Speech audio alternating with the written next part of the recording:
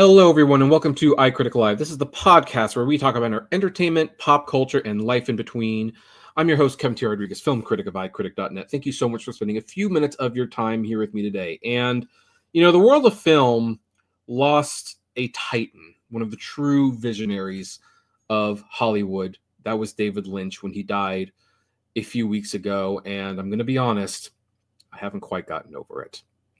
It still saddens me that David Lynch is no longer here. And I'd been wanting to do a tribute to David Lynch for a while, but I'm going to be honest, I haven't seen all of his films, and most of them I've seen once. I'm kind of starting to finally catch up on the David Lynch filmography, but I was turned to someone who actually wrote a book about David Lynch and seems to be an expert in Lynch's filmography. His name is Mike Miley, and thank you so much for joining me. Yeah, absolutely, Kevin. Happy to be here. Thank you. So I first came across you with an intro at the Frida Cinema. I went to see Twin Peaks. Was it Walk with Fire? Is that what it's called?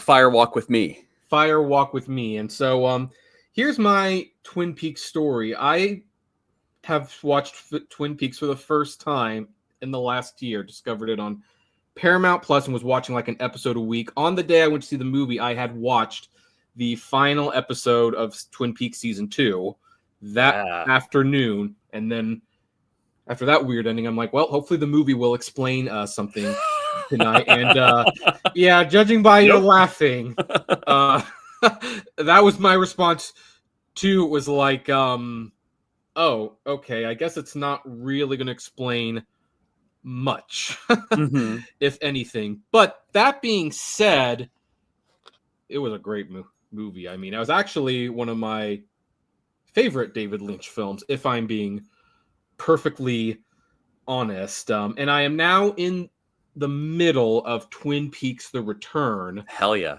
Yeah, and by the way, I'm really loving that show, even if episode 8 was a little... I mean, that was basically someone giving David Lynch too much money to do whatever the heck he wanted. I don't know how it's going to play out. I have said a couple times, man, what did you do to Agent Cooper? But I am enjoying it. But that's how you came on the show, hence why we have the background. And, you know, one of the things that was about your intro that was very interesting, because when I started watching Twin Peaks for the first few episodes, I was recommending to my parents, my friends, like, oh my gosh, this old show has really held up very good. I'm intrigued by the mystery. And then it just got weirder. And the funny thing is, you said something, how it's like David Lynch kind of reclaimed it, like this is what it was supposed to be all along. I don't know. Do you, in hindsight, knowing that Twin Peaks was always going to turn into this strange pseudo horror show, was it ever really going to be a good fit for ABC? I mean, I guess yes and no, right? I think, sure, it's a miracle that someone as experimental and idiosyncratic as David Lynch even winds up with a network show, period. Like, that's unheard of, especially for 1990. And even now, having auteurs do even prestige cable shows. I mean, it happens, but very few of them are as out there, so to speak, as Lynch is. And so there is that aspect of it where, like, this, of course, is not going to be a good fit for lowest common denominator programming in an age when there's 4 networks, right? That's the demands of that kind of schedule, and Lynch's sensibility are bound to be a bad fit over time. But at the same time, his sensibility, the themes that he's dealing with and the ideas in his work, so much of it is very commercial. And I think that Twin Peaks is a great example of how much of his sort of central concerns and ideas he's able to get into a network show without really compromising on any of what he's talking about. I mean, sure, the violence and sexuality are in language are toned down, but look at that last episode of season 2 of Twin Peaks. That might be some of the most formally experimental work that he's done, period. And it was on ABC, right, on like a Wednesday night. So I think that kind of stuff shows how he was able to really balance the demands of the marketplace with the things that he wanted to do. And most of the time, it worked in his favor. And I think Twin Peaks is a great example of that, and just shows how much the stuff he was doing really struck a nerve with people. And so that they would go along with some of the weirder stuff because it was getting at something that they sort of felt about the world around them in their bones, and so it winds up kind of building better viewers in the process, which is great. Now, one of the things about the show that struck me, and this was actually quite a radical concept at the time, was even though some people said that, oh, the show went off the edge later on, and in some credit, maybe it did to a certain extent, but I kind of like the original idea, how it's like this fun little town with quirky characters and idiosyncratic dialogue and stuff was deep down hiding something quite evil and unsettling. Mm-hmm. And that the longer you stay there, not only are you exposed to it more, but you almost start to realize how everyone's basically playing a part in the town to kind of keep their own sanity for how they justify that they let this happen. Yeah, 100%. Right. And I think that's what really, I guess, made people upset about when Fire Walk with Me came out, right? Because now, and I love hearing that your first reaction to seeing it after going through the original series was that you liked the movie, because most people who go in really jazzed about the show go into that movie, myself included. First time I saw it when I was in high school, I was really let down and kind of upset that it wasn't all the things I liked about Twin Peaks.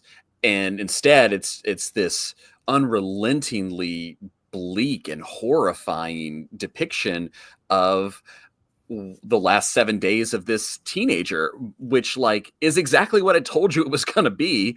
And you sort of realize, wait, I don't enjoy this. This isn't what I came here for. But then like, that's what the show was all along. And like you just mentioned, the people in the town are sort of living in this, or active participants in this waking dream, more or less as a coping mechanism for all of the awful things that have been happening all around them that they choose to turn a blind eye to because it would be too horrifying to look at directly. And yet that's also kind of what everybody does in their own lives. We have to, in some ways, construct some kind of imaginary version of events around us, because to look at it directly would be too traumatic. And so it really is kind of holding a mirror up to ourselves, which makes Fire Walk with Me a much more unpleasant experience, because it is more direct, even though it is also weirder and more experimental. It's way more upfront about what it's depicting, and the show wasn't. Right. And I also was really fascinated by how Laura was basically the good girl during day, but had her dark secrets. But then when she's bringing her friend in, she's horrified that her friend's actually getting involved in how she lives, because she doesn't like the way she lives. And it's like, boy, isn't that, there's just so much truth in all of this. So I found it very good. Now, another reason why, I know we started off strong on Twin Peaks, and we'll get to other stuff, I promise. Yeah, sure. Agent Cooper is one of the great, I think, TV characters of all time. I hope there's not necessarily like a happy ending when I finish season 3, but at least a fitting ending. I was surprised, even though it was disappointing that he wasn't like in the movie very, very much. I also liked how in the show, like, he was losing himself in the town. Yeah. Like, he comes in, oh, this is nice, I'm gonna get, and so he brought a lot of charm. But then, like, I think the final shot, like, I think the town had finally gotten to him. Yeah. And like, I haven't finished season 3, but I sensed shortly after that he got out and he realized he needed to get out because it was sucking away at him. And in the movie, I thought it was interesting that his part was basically like, when she died, she realized he was going to be the one to bring justice to her, and that was going to be her peace. And that's how they have that connection connection. Yeah. Oh, I like that reading of the ending. That's really good. Yeah, I don't want to really Yeah, we necessarily don't want to spoil anything spoil. for you for season 3, but what I will say is season 3 is kind of doing a similar thing with Cooper, with the Twin Peaks fan and viewer, that Fire Walk with Me is doing to the Twin Peaks fan and viewer with Laura Palmer. Yeah. And so it's a lot of anti-fan service for a very important purpose. Yeah. Yeah. Yeah, no. Yeah, no. It's well, that makes me happy. I've actually been making it a point, watch 1 or 2 episodes a week, and it has to be at night after 9 p.m. with the lights off because it just kind of has a feeling Yeah. at Yeah. night, I think. Now, I guess we'll comment on this one viewer. Renstrike says the fact that the thumbnail has him sucking down a cig is darkly hilarious. And yeah, let's address that because we all know that he had like emphysema and things like that.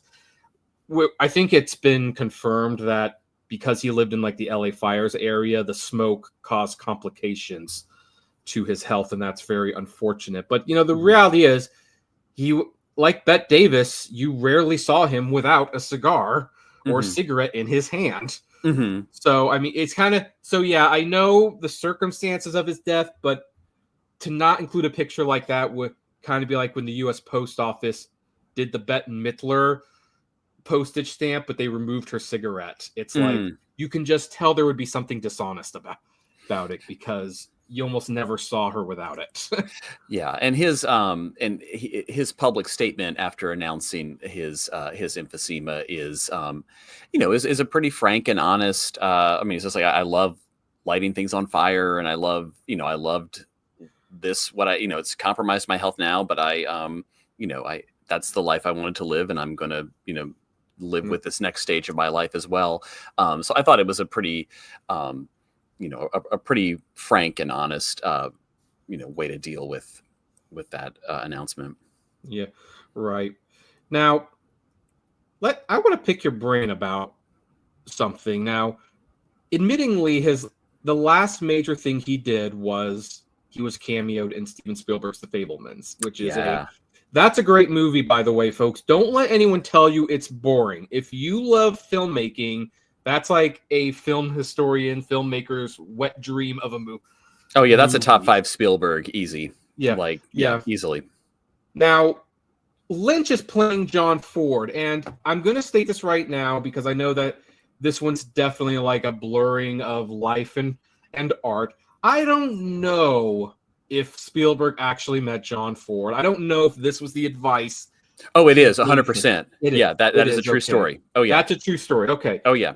Even so, the fact that David Lynch said it where he's talking about the horizon, it's like, where's the horizon? It's back there. Where's the horizon? It's close. It's like, if it's far away, it's interesting. If it's close, it's interesting. If it's steady, it's boring as, and we're going to not say that because it's a family show. That kind of feels like the philosophy Lynch himself would have with most of his movies, where it's like, he's not, and I actually wrote this in my Lost Highway review, which I did give a negative review, but this applies to a lot of his movies.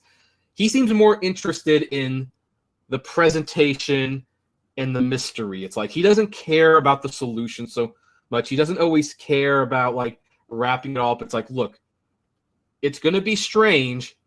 It's not going to always make sense. It might even be a little back there, a little too close, but it's going to be interesting. And I think that even so, if John Ford said that, it just kind of seems like that was a philosophy Lynch had. Would you agree with that?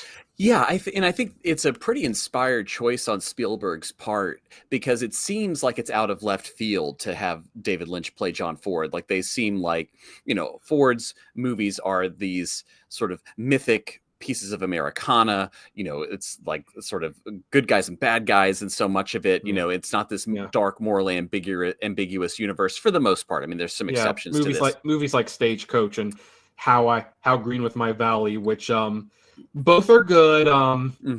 Just gonna state like people would like How Green with My Valley a lot more if it didn't win Best Picture over Citizen Kane, but those are the kind of movies John Ford made. Yeah, well, and like but at the same time, they both, I mean, Lynch too has this mythic sense of Americana. It's just not the sort of the version of it that Ford does, but Spielberg kind of sees in them, I think, a similar way of myth and image making that they get into. And so I think that part's a really great choice. And then also to what you're saying about the composition advice that Ford gives to Spielberg and that Lynch gets to vocalize, the look and feel of the thing is everything, right? And I guess some of that comes from his training as a painter, but also I think it's the basic thing that I would tell students when we watch a David Lynch movie is, these movies really show you that you don't have to understand what's going on to feel something very deeply, right? Like I can't explain everything that happens in Mulholland Drive or Eraserhead, but I know that every time I watch them, I feel something very important. Mm-hmm. And the way I feel tells me a lot more about me and what I'm responding to than being able to connect every plot hole, in a description, right? And so I think that kind of resistance to explanation and closure winds up being his work's greatest strength, because it gets us asking questions about ourselves, the world around us, art, etc., that lead to really interesting places, a whole lot more interesting than like, okay, well, so what happened to so and so in this scene, right? Right. Like what does the final line in Mulholland Drive? Was it Sicario or Silencio? Silencio, yeah. Silencio, like, what's that mean? And it's like one of the few Yeah. times where it's like, honestly, I don't really think it matters. So sometimes, Right. I mean, I always kind of tell people, like, Yeah. with Mulholland Drive, it's like, look, it's kind, in some ways it's kind of like The Usual Suspects, where it's like the twist at the end of The Usual Suspects leads you to rethink the whole movie. It's like, well, does this make sense now? Does this make sense? And sometimes it's like, well, at the end, I don't know if it matters because the journey was so compelling. Yeah. As long as I mean, I think Roger Ebert wrote about The Usual Suspects, to the extent I understand it, I don't care. But I'm always like, well, to the extent I understand it, I emotionally react to it. Yeah, it's almost flipping it the other way around. To the extent that I don't understand it, I do care, right? Like that's the David Lynch version of it. I don't get what's going on, but I care about it a lot, and I really I'm feeling a lot right now. Yeah. Right. Now, when I was growing up, my parents had some pretty strict rules. I was actually not allowed to watch PG-rated films until I was 10. Granted, Okay. This is the 90s. A PG-rated film usually held weight. Let's be honest. It's not like today where it's like there's PG is basically a G-rated film. Like, does Fozzie Bear wearing fart shoes really warrant the Muppets being PG? But what? They've got, the MPAA has gotten way draconian about that. But when I was 10, it opened up my vision for more. Well, I guess I missed a step because I can only watch G-rated films. I watched a lot of classic films. You almost had to because the family section was small. Yeah. When I got to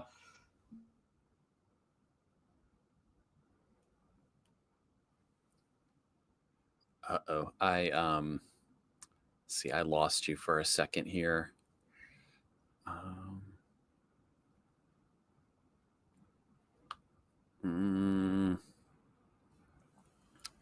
No.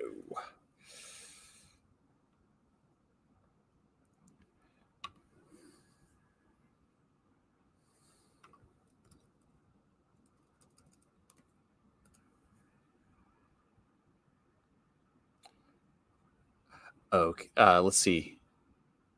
Can you hear me? It looks like maybe I'm the only one left here. Oh. Dang it. I guess hang tight, everybody. I guess Kevin will be back in a moment, or talk amongst yourselves, or I guess throw in questions for me if you've got them. I don't know if I'll be able to see them, but if I can, I will do my best to answer them.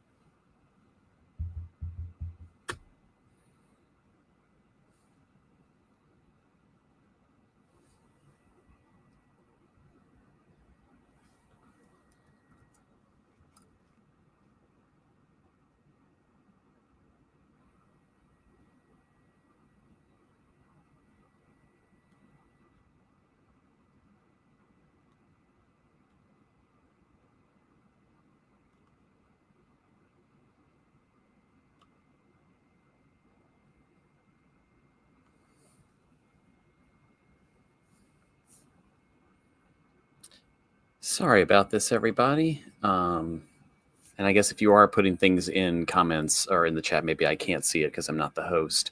But I guess hang in there and we'll get back to the programming when Kevin returns.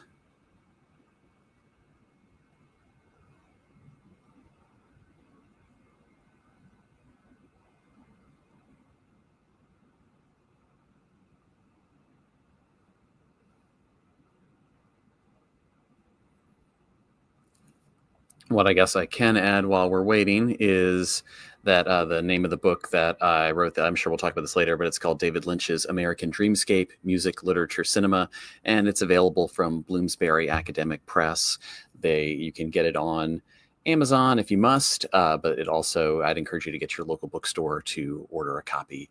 They should be able to get it, or you can find it on bookshop.org and support a local independent bookstore.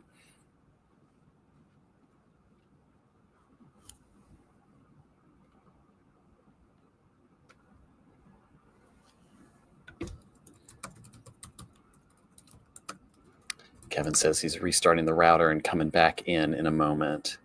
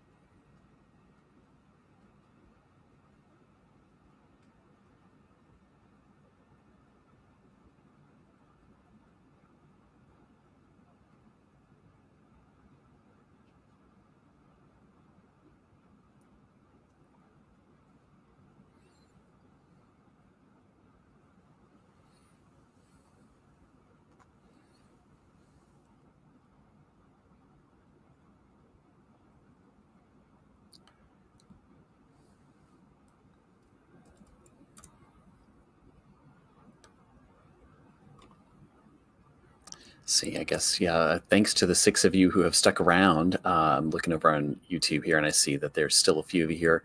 I guess while we're still waiting, I can tell you a little bit more about the book and stuff if y'all want to. I know we'll probably get to some of this later on when Kevin returns, but the book is more or less divided up into 2 parts, looking at literary and musical works and traditions that Lynch's movies kind of tap into, and he puts his own spin on them, so to speak, whether that is looking at Blue Velvet as participating in the tradition of children's literature, even though it's a very, very R-rated movie, or you get something like Wild at Heart tapping into rock and roll and its various traditions. And the book kind of looks at how Lynch is playing around with all of those kind of signals that are out there in the culture and putting his own stamp on them. And then the end of the book winds up making an argument for how writers and musicians do the same thing with his work that he's been doing with words and music in his whole career. And that's looking at the writer David Foster Wallace and Lana Del Rey as kind of practitioners of this style of associative creation that Lynch has been doing in his career. That's kind of the broad strokes of the whole thing.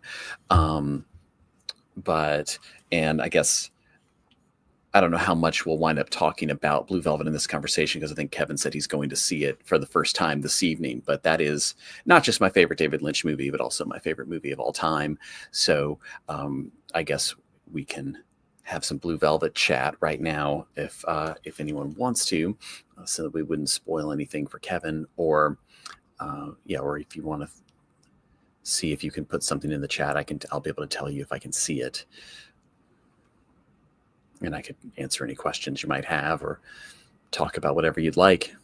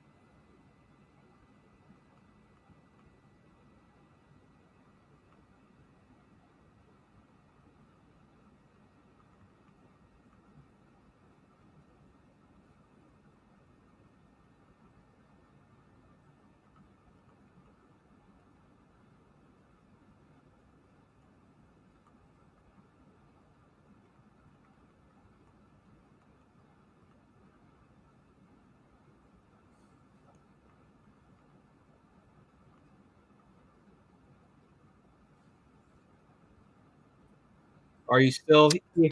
I am still here. Yes, welcome back. Thank you. So that's normally what I'd be saying. So we had an internet blackout. Oh no. So I am so sorry. That is the first time this has ever happened on this show. If it happens again, hopefully you'll be up to doing a part 2 later on down the road. But for the time being, Yeah. Yeah, sure. So yeah, whatever you need. Yeah, that was just so unfortunate. Yeah. Thank you So I guess for. when you cut out, you were mentioning, I guess, it was probably pretty early in the story, but about how you were mostly just seeing G-rated stuff until you were 10. Yeah, and That's so sort of when the last thing that came through. so when I turned 10, that opened up a world of possibilities. Hmm. Except for Who Framed Roger Rabbit, my parents considered that a PG-13. Yeah. And I'm not gonna say it's the first, but one of the first that I saw was The Elephant Man, Mm. because it was like Drew's like, okay, it's PG, it's black and white. Mom and Dad will probably say yes to this. They did. We watched it, and not gonna lie, that movie kind of wrecked a little 10-year-olds. Yeah, it wrecks 80-year-olds. I mean, that's a big jump up from G to P. I mean, from like, the Rescuers Down Under or something like that to to the Elephant Man. That's a Yeah, big jump.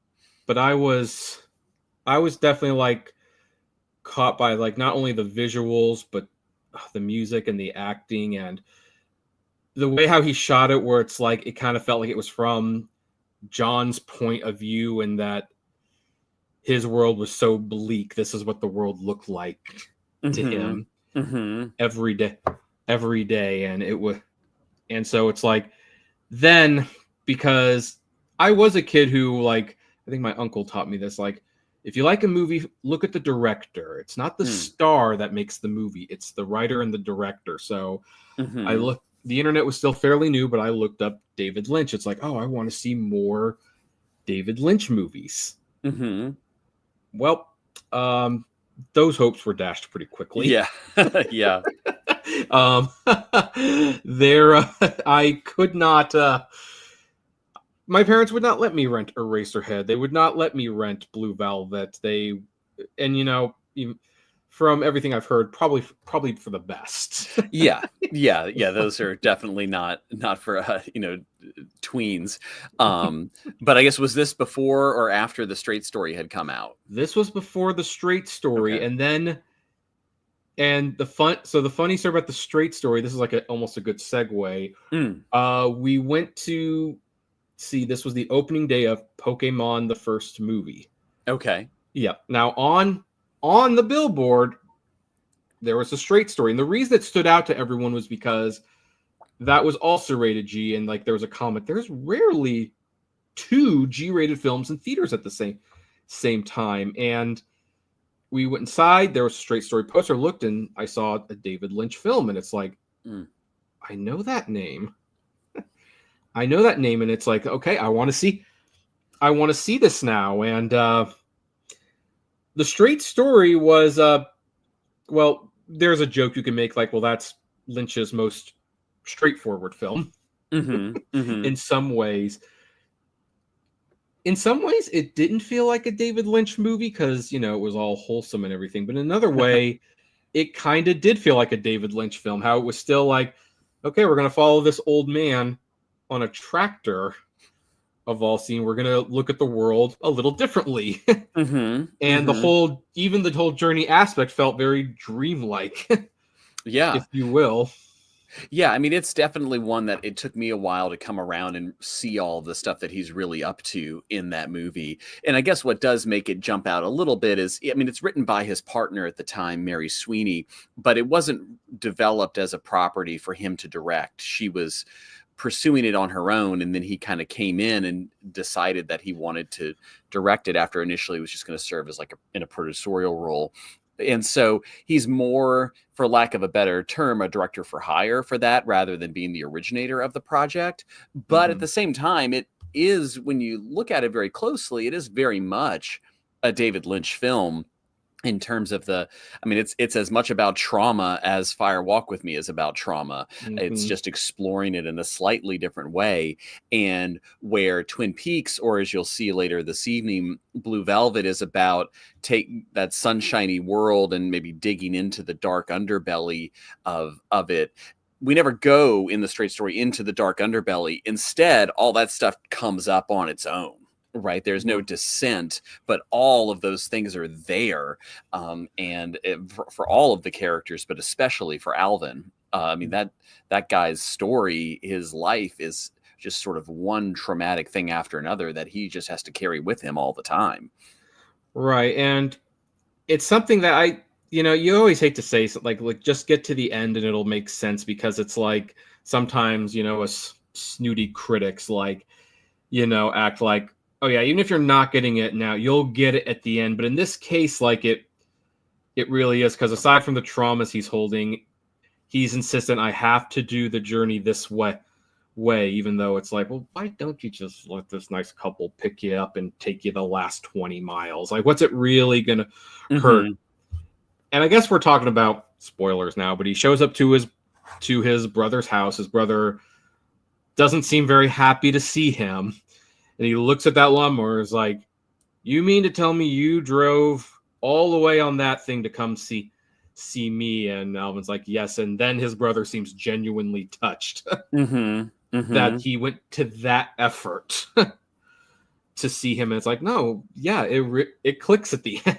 Yeah. And this was not only a journey to see his brother, this was in some way atoning. This is for the sins. Like, this was in some ways his punishment for letting the relationship deteriorate to the way it did. And he was going to show his brother, I'm going to do this almost really stupid self-punishment thing, but I'm going to suffer through it. And you're going to see how much I truly regret how things turned out. Yeah. Yeah. And then of course, along the way, he gets to help other people, like, that teenage girl who ran away. And it's like, the way when he talks about these things, it's like, you can tell he's lived some things. And it's like, well, I've sat where you are, kid. Let me explain where this is going to lead you to. And dare I say it, even though it's his only G-rated film, it might be his most mature adult film in some ways. Yeah. Oh, certainly. Yeah. I mean, I think it's often like, I wish it were treated, if it's going to be treated as an outlier in his filmography, I wish it were treated as an outlier in the sense of how you're talking about it, where it is about its sophistication and maturity of theme and sense of purpose and all of that, not just the, oh, well, it's got a G rating and everything else is a pretty hard R. Because on one level, that's not seeing like what's actually going on. In another, it's kind of, to a certain degree, not true, right? Because Twin Peaks, I mean, it's a network show. I mean, it's not necessarily a G-rated network show, but like, it's passing standards and practices and all of the sorts of things like that. So he's worked in this in a so-called tamer production model before. He's used to answering to suits who say you can't do that and you can't do that. He's used to listening to suits saying you have to reveal the killer to boost the ratings, even though I figured out pretty early the show was not about who murdered the girl. And that's kind of why I was drawn to it. Yeah. But and so I don't know if you have any unique insights, because there's like sometimes in movie deals where it's like you would like to go and like, I wanted to be a fly in the wall to find out how that came together. And it always like, like, how did David Lynch end up directing a film for Disney? It kind of feels like John Waters making Hairspray, which he did, but it's like you look at the rest of the thing, it's like, how the heck did that happen? Right. Yeah, and I confess I don't know. It may have been something that was financed and produced independently that then Disney picked up after it had been completed. I don't know if it was always a Disney picture or not, because it does have the involvement of, I think, the French producer Alain Sard, who also winds up coming in and rescuing Mulholland Drive after ABC rejects the pilot. So it may have started out as an independent production that Disney came and did a negative pickup on, or something like that. Yeah. And even if they picked it up, it's like, I'm surprised they released it under the Disney banner, because it's like, this isn't I mean, yeah, it's safe for kids. I guess it's technically a family film, but it's like, I can imagine like a lot of parents, their kids getting so bored they got up and left. Yeah. It's like, why wouldn't you put it under Touchstone or Miramax? Right. Yeah. Well, because we're a good 10 years away from like something like Up, where where kids might take more of an interest in a movie about an elderly man, but even that's an animated film with there's and all of those, it's got all sorts of other things in it besides just older characters. Right. Yeah. I mean, although kids definitely got more attention, like, just a side note, I remember the 2 times I saw Wall-E in theaters. If I was an executive, I'm going to be honest, I would say you got to have more dialogue in the first half of this movie because kids are going to get bored and they're going to be loud in the theater. But both times I saw the movie, it was silent except for the appropriate times it was laughing. So that gave me a lot of hope that kids' attention spans were growing. I don't know if I feel so confident anymore because we've seen like a literal decline in attention spans where people are like on their phones all the time and they almost can't sit and watch a long form thing. If David Lynch lived and made another film, would general audiences have the patience to sit through it?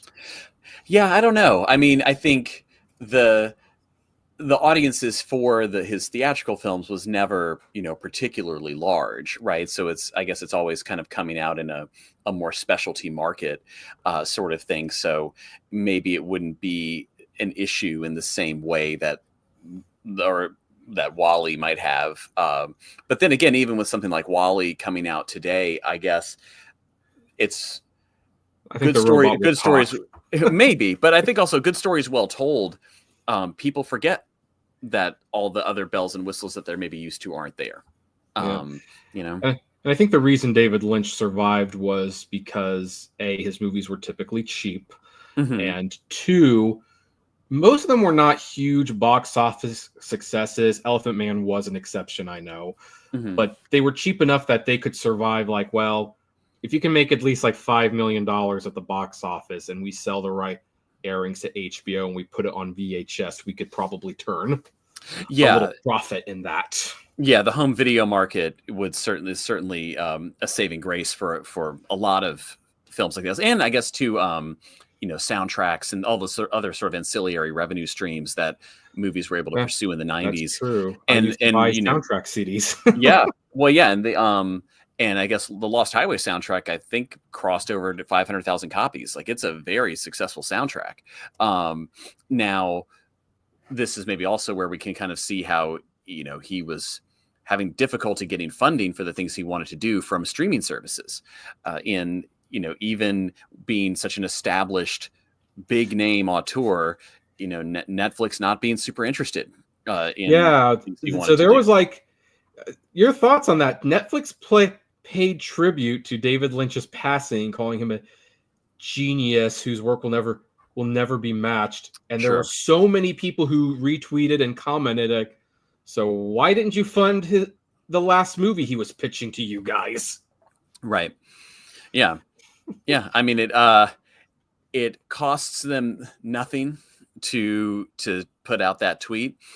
And I guess they're still looking at their bottom line, sending out something like that, right? The same reason that they wouldn't fund the production. Oh, it costs too much. Well, then if saying it costs you so little, then it also, the weight of what you're saying says very little too. Right. Right. Well, Netflix got indirectly roasted at the Academy Awards when Sean Baker won Best Director and talked about the theatrical experience and how movies fans are built in the theater. They're not made on streaming services. And like the camera cut to Ted Sarandos real quick, who was just kind of like, well, yeah. And I saw an interesting stat, and I don't know like if it necessarily played a role or not, but Anora was one of the only movies that sent physical screeners to members of all of the 3 major awards bodies. Like the awards where it cleaned up, they sent screeners out, as opposed to the digital links that require you to download an app and enter the code and then, try to figure out how the heck you're going to watch it. And I don't know if that necessarily has a direct correlation to its success, but I mean, it's not nothing if you can just, I can just put this in and watch it right now, as opposed to jumping through all these other hoops and digging through my email and my spam folder. Like, I'm sure it helped. Another thing that helps is like Honora plays just as good at home as in theaters, whereas Wicked, The Brutalist, and Dune Part 2 especially, it's Okay. like Yeah, the bigger perhaps. Yeah. screen might Yeah. add some weight to that. But speaking of the Academy Awards, Yeah. I am gonna now look. I know that the in memoriam section is like probably the most thankless job in the world because you're always gonna have to skip someone and things like Mm-hmm. that. I'm very surprised that the Academy could find time to do a 6 minute or so James Bond tribute after doing one a few years ago. But even with Laura Dern and Isabella Rossellini wearing her blue velvet Mm-hmm. dress, even I know enough to know what she was doing there. They Mm-hmm. couldn't have them come on and say a few words about David Lynch. He was in the in memoriam section, but it's like, guys, it seems like this deserves its own little section like Gene Hackman got. I'm sure you Mm-hmm. agree with me, but why would you think that they wouldn't take that opportunity? Yeah, I don't know. That's a really good question, and yeah, and I mean, I guess it's sort of the in memoriam segment always feels too short to me, because, and especially the the this year's cohort, I guess, for lack of a better way of putting it, was particularly stacked with some really big names, Right. They and really should have extended it an extra minute at least. right, I think we would have yeah. survived Yeah, with much and I mean, coverage. it's the bigger challenge that I guess the Academy always sort of has to have about how much emphasis to place on their history versus how much to put in the here and now. But yeah, it feels more tone deaf alongside something like the Bond segment, right? I mean, I think the Quincy Jones segment, fantastic, right? Because that's someone was a recipient of an honorary Oscar this year and also passed away, right? Mhm. So that kind of made a lot more sense versus this strange sort of. I mean, the Broccolis also had won an honorary Oscar, so I get the move there, but it does augur something kind of strange when it's also just had a prominent sale to a streaming, to Amazon, where it's like, what is happening here? Right. And Yeah. they made some Amazon jokes as well. Just very, and Hmm. this is especially weird because the Academy, they might not have always given David Lynch films a lot of Oscar nominations. The most notable Hmm. one was The Elephant Man, which got Hmm. 10. Yeah. But David Lynch would kind of pop up and, if you will, crash the party by being the sole nominee Hmm. for director. I think he did it with Hmm. Blue Velvet and Hmm. Mulholland Drive, where it's like, Yeah. well, how can an Academy who liked him so much that they would make him the sole nominee of this movie? It's very rare for a Best Director nomination. The only other time I Yeah. can think of off the top of my head was when Martin Scorsese got a director nomination for The Last Temptation of the Christ. But Mm-hmm. even Paul Greengrass, who got a director nomination, United 93 got a Best Editing nomination as well. The Hmm. directors rarely come alone. And Hmm. Lynch did Hmm. it like 3 times. So Yeah. why would the Academy not want to spend a few minutes highlighting that, like saying, David Lynch was so amazing that he would get in even when his movies wouldn't. Right. Yeah, that's a great way of looking at it. Yeah, I don't know. I mean, I think that and I guess there's certainly the larger I mean, with Mulholland Drive in particular, kind of that's the story of sort of pulling this thing out of the ashes, right, from a rejected TV pilot to a major work of cinema, is but I think maybe the bigger thing too is that's sort of related to that is how many of people who acted in his films didn't get broader recognition for their performances, when a lot of actors kind of give some of the best performances of their career in his work. Mhm. Whether that is Cheryl Lee, of course, but Naomi Watts certainly, or Yeah, he you know, saved you know, her career. He really did. yeah, and it's there's still a lot of, well, what could have, when you see her in that film and then look at her subsequent work, there's a sense of, well, what could have been, like, why isn't she getting the roles and the performances that that this film demonstrates she can clearly do.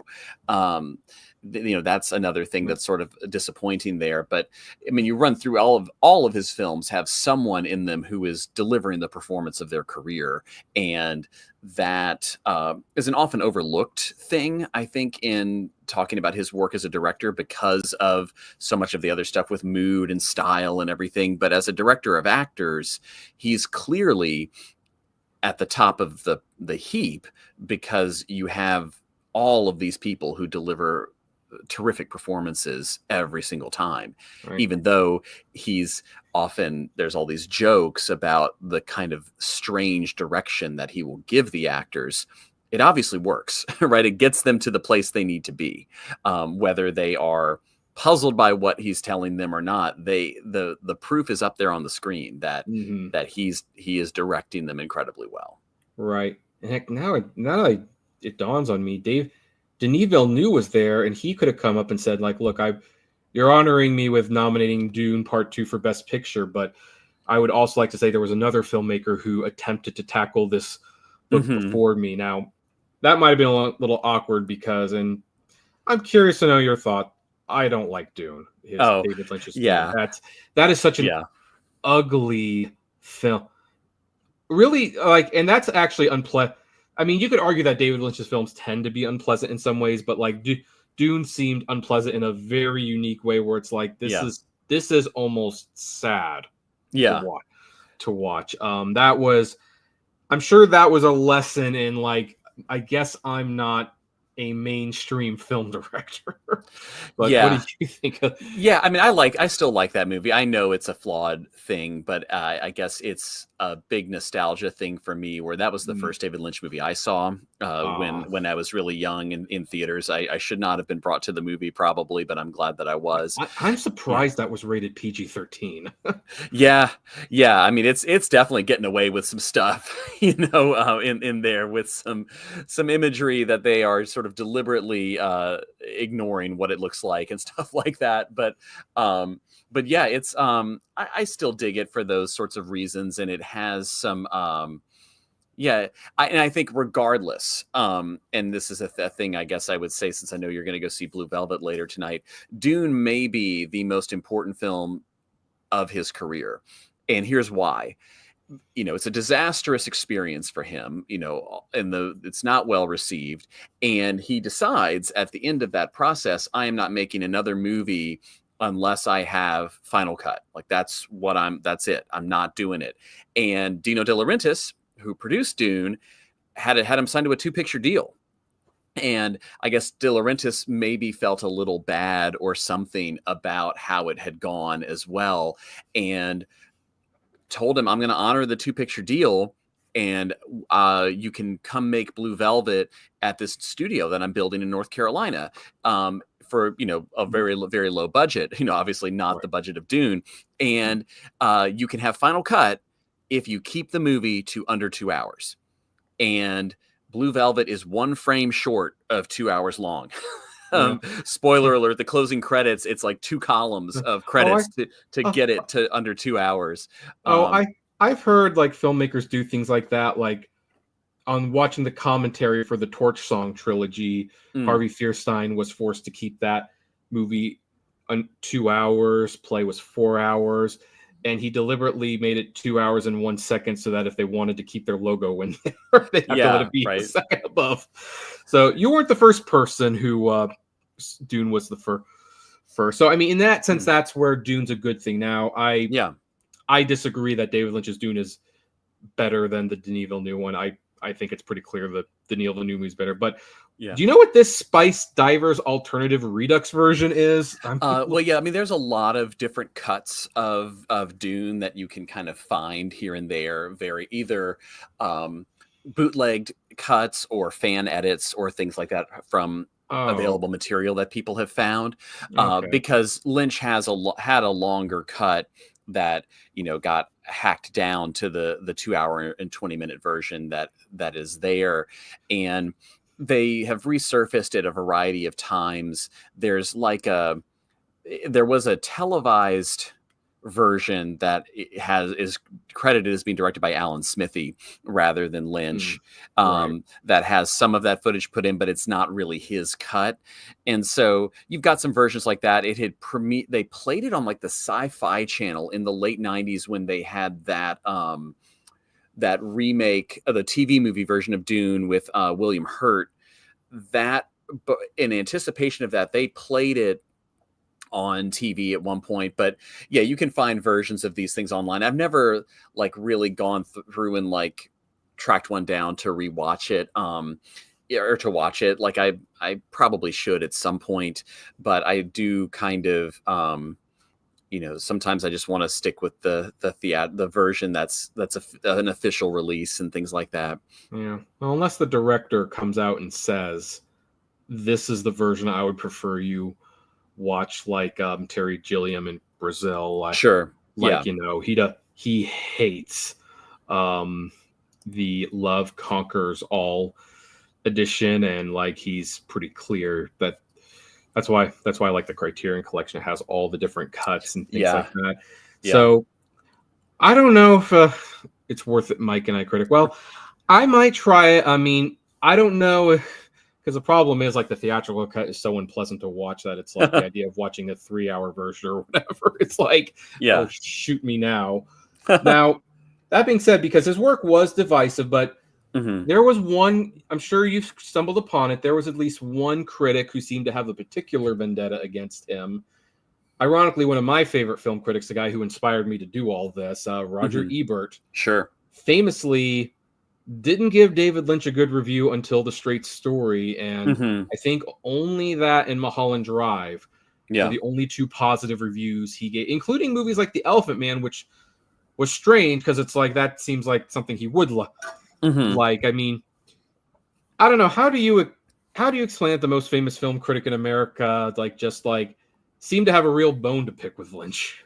I don't know. I think I read his reviews of Lynch's work, and I mean, they make sense. His point of view and his reasons and all that makes sense to me. I just don't agree with him. So it's illuminating, even if it doesn't work for me.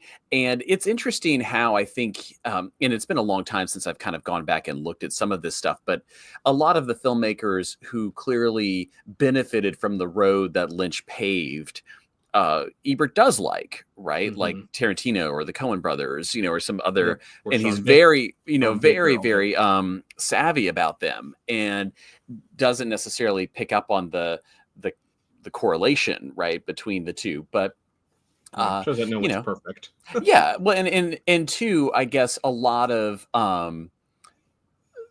it's really rare that a lot of the all-time greats are universally well received when they first arrive. It takes people a long time to catch up, to really see the work for what it is and what it's doing. I mean, Fire Walk with Me is a perfect example of this, right? That's probably the most reviled and poorly reviewed movie that Lynch made. Yet now, in the last 5-10 years or so, it's very rapidly been sort of rising in people's esteem as perhaps his greatest work, and that's a big swing from, like one of the worst films of the year to perhaps one of the greatest works by one of the greatest directors around, right? So it takes time. His best film is still Mulholland Drive, but I do think that, but the Twin Peaks movie is definitely top 5. I mean, your intro probably helped a little bit when I saw it, because it was, but I had accepted going into the movie that if it's probably going to be weird, because it's like I was watching the show and it's like, well, it's not going to go back to the beginning of the show. This, if it's heading in a certain direction, it's going to keep going in that direction. Hey, Mel. So glad to see you. Now, I also have not seen Inland Empire. That's another one. Best film is Dune and Blue Velvet for me. Well, I'm seeing Blue Velvet tonight. I will have to see if I agree. I'm sorry, I just do not like Dune. Inland Empire seems to be one of his. That was like his final film, right? That he made, and that one seemed to be pretty divisive. So without spoiling too much, I guess, would you would you believe that Inland Empire was going out on a high note, a low note, or maybe somewhere in the middle? I mean, I think it's a high note, but I also Okay. feel like most of his films, or pretty much all the films, are high notes, right? So, but no, Right. I had a pretty Well, profound viewing experience with Inland Empire when I saw it in the theater. I was very deeply moved by it, and it it's interesting to see an artist who I guess at that point would have been in his late 50s, early 60s, I guess, suddenly just picking up digital video and playing around with it. There's something kind of fun about that. But no, I thought that was a very intense theatrical experience, and it really, if you're, it's closest maybe in its sort of vibe. If you were going for like a hybrid of, if Mulholland Drive got treated the way Twin Peaks: The Return is treated, that's maybe where you kind of have the vibe of Inland Empire. It's so, but yeah, I think that there's there's one scene near the end of the movie that's maybe the most emotionally affecting thing in Lynch's filmography for me, and so that I think it's a mm, really a real powerful statement about the relationship that we have to art and why we look for art, why art moves us, things mm, like that. It's a very and it's a very different approach for him that that I think really makes it worthwhile. huh. Okay. By the way, I will say the Lost Highway soundtrack is definitely one of the better Yeah, soundtracks it rips. uh, of the 90s. Hmm.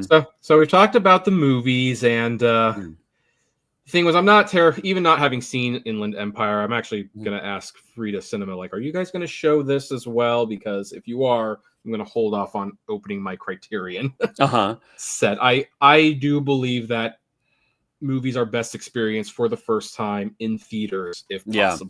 Yeah. possible. And I'm glad for movie places like the Frida and the Art and the Lemleys for keeping Hmm. classic cinema alive. I actually might see Witness for the Prosecution in theaters on Oh, Saturday. nice. I've seen that before, but it would Yeah. be nice But to still, see yeah. that.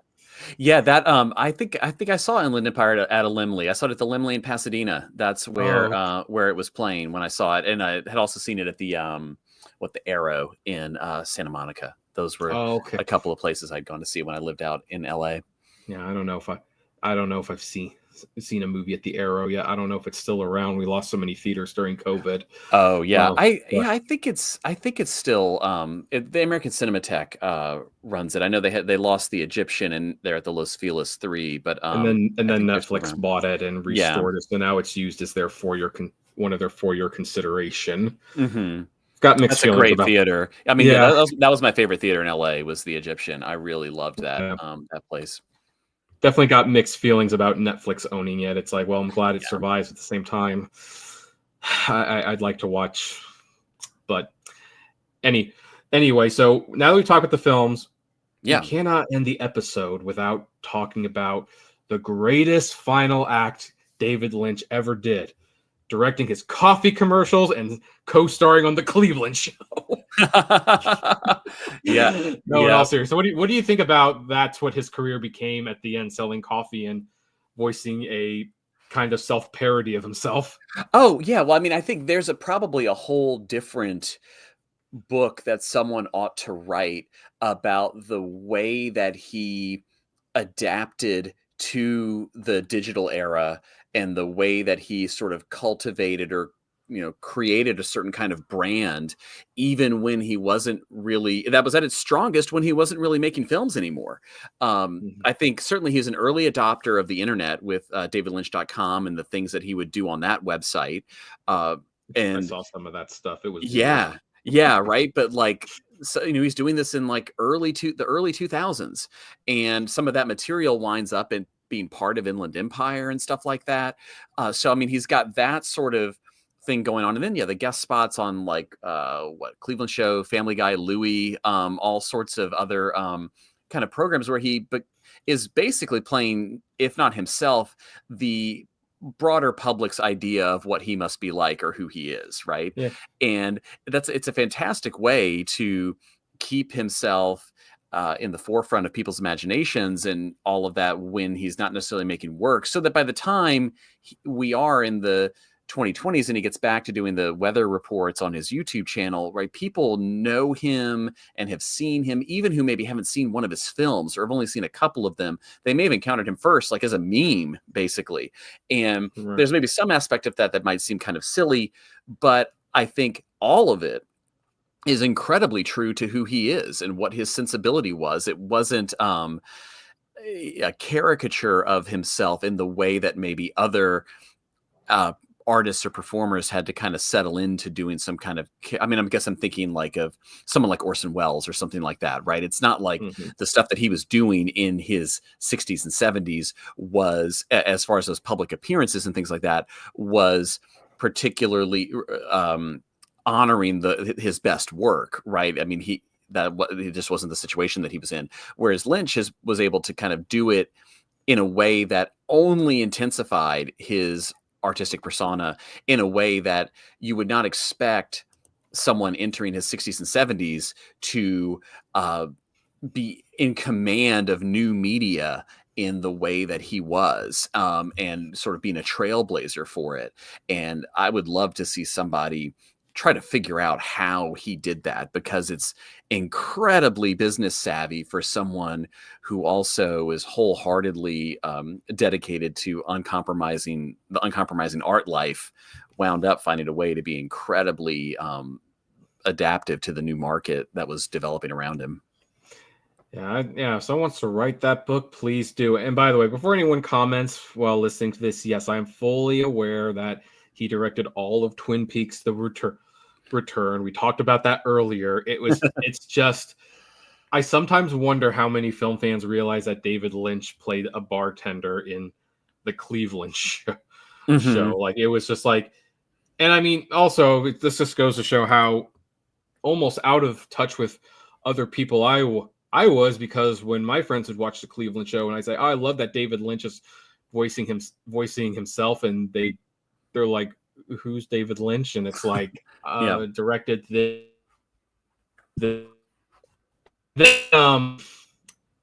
when I told them, this is a great story to end on. Like, I told them, what kind of movies he made. Like, oh, so he made a bunch of old movies that people don't remember. And I'm like, and I said, do you really think that? And they're like, well, they don't sound like, okay, so you're going to come to my house this Sunday. We're going to sit down and we're going to watch Mulholland Drive, and it's going to kick your ass. And sure enough, it did that. Yep. And they were like, oh my gosh. It's like, what else has he made? Yeah.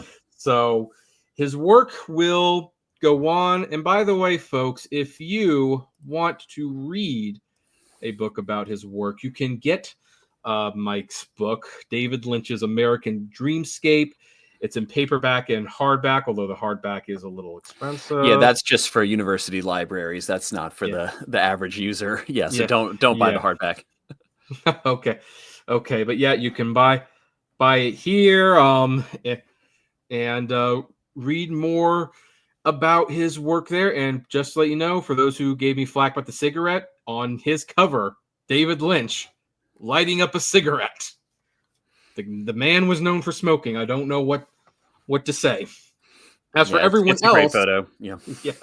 As for everyone else, if this is your first time here listening to this podcast and you like what you hear, technical difficulties in the middle aside, hey, why don't you make it official? We're on Spotify, Apple, Deezer, all the podcasts of choice.